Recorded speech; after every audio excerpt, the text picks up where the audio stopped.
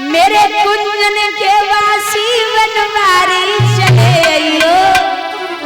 खोल की बलिया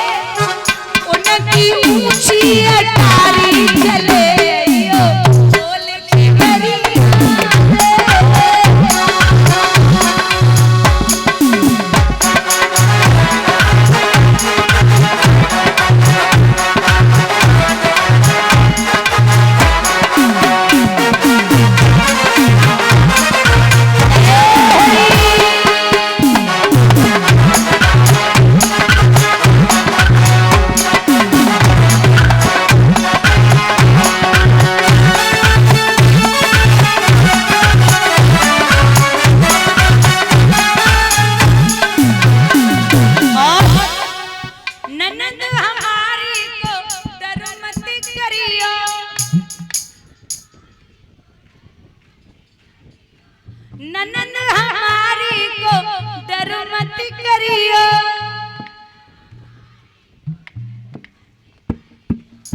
डर मत करियो, फिक्र मत करियो।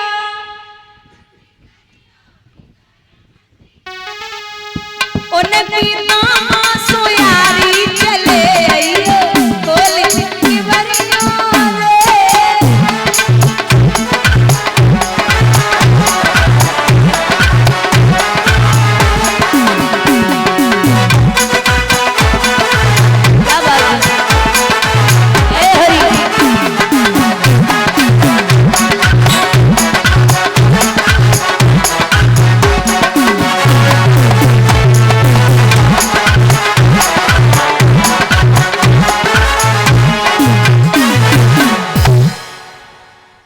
भगवान के उपद्रव। एक समय की बात है, भगवान मैया यशोदा से जिद कर रहे, मैया आज मैं गैया चराने के लिए जाऊंगा। मैया ने जवाब दियो, लाला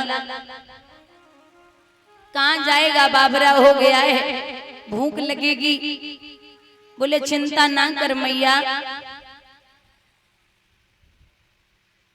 भूख लगेगी तो वापस आ जाऊंगा, लेकिन भेज दे जा। भगवान गैया चराने के लिए पहुंचे परीक्षित, तो भगवान को नहीं ग्वाल बालों को भूख लगी। भगवान ने कहा कि यहां से कुछ दूरी पर ब्राह्मण देवता स्वर्ग की कामना में यज्ञ कर रहे हैं, तुम उनसे भोजन मांग के आओ। सभी ग्वाल बाल चले भोजन मांगने के लिए, तो ब्राह्मणों ने स्वर्ग की कामना में यज्ञ रखा था। यादवों को फटकार दिया, बोले अरे ओ हिर गमारो, कभी दर्पण में अपना मुख देखा है जो भोजन मांगने आ गए, अरे यहाँ से भागो। जैसे ही फटकारा तो ग्वालों ने भगवान से कहा कि प्रभु उन्होंने भोजन नहीं दिया। बोले किससे मांगा था? बोले ब्राह्मणों से।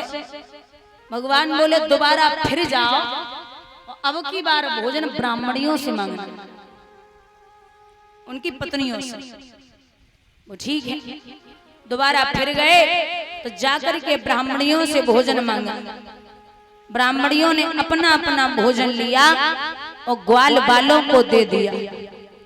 भगवान ने वरदान दिया है, जाओ पंडित जिंदगी पर कमाते कमाते मर जाएंगे, तुम घर पे बैठे बैठे खाओगे। बोलिए गोविंद भगवान की। एक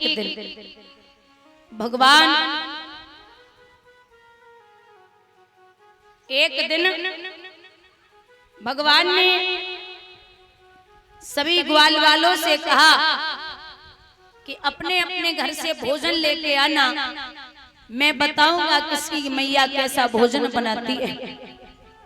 तो सभी ग्वाल वाल भोजन लेके गए, लेकिन एक मधु नाम का सखा भोजन लेके नहीं गया, वो छाछ लेके गया है, मट्ठा। भगवान ने सबके भोजन किए तो वो मधु नाम के सखा ने देखो कि 56 प्रकार के भोजन आए, माखन मिश्री आई, ये मेरी माखन मिश्री को क्या खाएंगे, मेरे पास छाछ है। कोने में बैठ के छाछ को पीने लगा। भगवान की निगाह जब उस मधु पे पहुंची तो वो पूरी छाछ पी चुका था, जरा सी छाछ मुंह में बची थी। भगवान ने दोनों तरफ से मुक्का मारा, छाछ बाहर, भगवान उसके मुख को चाटने लगे।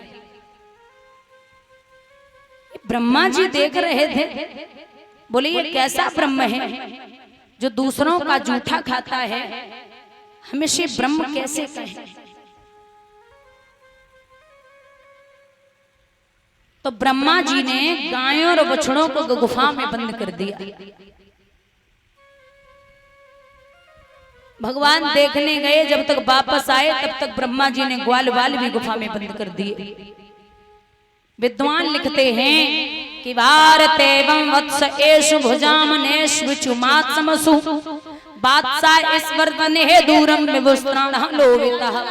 क्यों तो पूत में नंद बाबा को तेरो सुत न कहां, सुन मैया मोरी। मैं खबर फैला दूंगा कि मैं तेरा बेटा नहीं हूँ, बाबा नंद का बेटा हूँ। मैं पूरे व्रज में खबर फैला दूंगा कि मैं तेरा बेटा नहीं हूँ, बाबा नंद का बेटा हूँ। सोई मैया ने छाती से लगा ली, अरे वो बच्चा सब बोले लेकिन यही मत बोले। क्यों?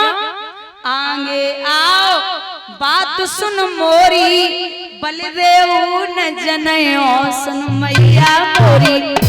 अच्छा एक बात बता, तो को हम चंद्रमा से बढ़िया चीज दिला दे तो कैसे रे? सो भगवान बोले चंद्रमा तो बढ़िया चीज कौन सी है? बोले आजा बताऊंगी। बोले का? हंसे समझावत कहती यशोदा, तो को दुल्हनिया लयो सुन मैया मोरी। तो को मैं इतनी प्यारी सी बहू लेके आऊंगी जो तू भी कहेगा कोई बहू आई है। तो भगवान चंद्रमा तो एक सेकंड में ही भूल गए। बोले बहू ला, जल्दी ला। सो भगवान की बात सुन के मैया बोली लाला तू बड़ो तो है जा। बोले नहीं मैया अबे चाहिए, अबे तेरी सो सुन मोरी मैया, मैं तो आ जाई बिहार में जइयो सुन मैया मोरी। मोको आ जाई बहू चाहिए, आ जाई। तो सूरदास कुटिल बराती गीत सुमंगल गयो सुन मैया मोरी। ऐसे भगवान के उपद्रव। एक दिन एक गोपी ने भगवान को निमंत्रण किया कि प्रभु मेरे घर आना। तो गोपी सोई गई। सो माताओं गोपी इतनी चालाक रहे, माने अपने दरवाजे पे घंटी टांगी और जवाब दियो कि जब कृष्ण आए तो तू बजना प्रारंभ कर देना।